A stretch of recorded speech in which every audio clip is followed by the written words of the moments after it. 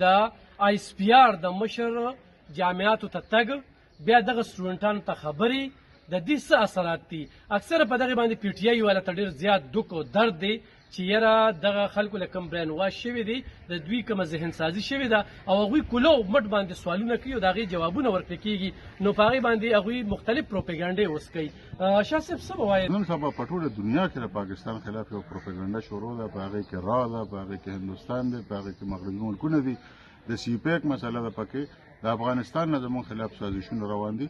نو دا یو ډېر ویل کوارډینیټډ سازش دی چې زموږ ځوان نسل موږ دونه ګمراه کړو چې هغوی خپل فوج سره نفرت شروع کړي، په مقابله کې زموږ دفاع کمزوري شي، او چې زموږ دفاع کمزوري شي نو موږ بیا خپل میزایل سیسټم او خپل ایټمي وسلونه لکه د یوکرین په شان لاس ووینځو، او که څوک کومل وخت تېروي نو بیا دې موږ تېر کړي. نو د دې لپاره ډېره ضروري ده چې د نوې نسل په ذهن کې کوم سوالونه دي پکار دی چې د فوج ترجمانه اداره د هغې جوابونه ورکړي، او دا یو ډېر تعمیري عمل دی.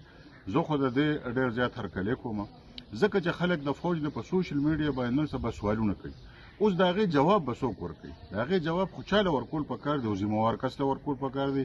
زما او ستا جواب خو څوک نه مني. نو که میجر جنرال احمد شریف او لیفټیننټ جنرال احمد شریف زی او په خپله هغه د دې سوالونو جواب ورکوي او قابل اطمینان جواب ورکوي، نو زما په نظر باندې خو دا ښه عمل دی. زمونږ اصل کې د ملک ادارو باندې یوازې نه چې سپی آر یا چې کوم دغه اداره دې پسې پروپیګنډه د ملک چې کومه اداره وي که هغه وړی که غټی، خو پروپیګنډه چې دی نه دی پکار. اصل کې یو ګوند تاسو ته ښه پته چې په سوشل میډیا باندې انښتی دی او هغوی هم دا پروپیګنډه کوي چې پاک فوج مرد آباد او دا مختلف ډرامې کوي. زمونږ اوس تاسو وګورئ ایس پی آر چې کوم لاړه اول ته خطاب سټوډنټ ته وکړو، خلکو اپریشیټ کړ. بالکل جی زه حمایت کوم، په ښه نظر ورته ګورم، بالکل جی حمایت یې کوم. پکار ده چې خلکو سوالونه جوابونه بالکل پکار دی چې جوابونه میلو شي، او چې بیا جوابونه میلو شي نو هغې نه پس بیا پکار دی چې موږ بیا هم پروپیګنډې کوو.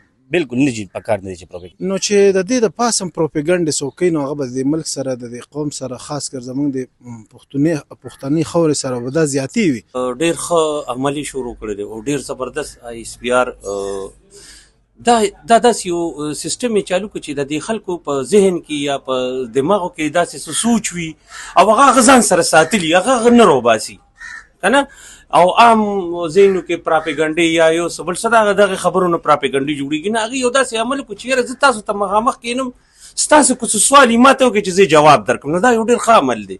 دا خو ډېره ښه خبره چې سوال یې او جواب ورته میلو شي، هغه په مطمئن هم شي او هغه تسلي هم وشي. چې څوک د فوج پسې پروپیګنډې کوي دا ښه کار دی؟ نه جي نه، دا خو د قوم خلاف هم دی، د فوج خلاف هم دی، پاکستان خلاف هم دی. او د کوم ملک چې فوج کمزوري وي نو هغه ملک څه صورت خالي؟ نو فوج چې کمزوري وي نو هغوی خو بیا نور ملک هم مخکته روان. څوک چې فوج کمزوري کوي نو هغوی ته څه میسج ورکوي؟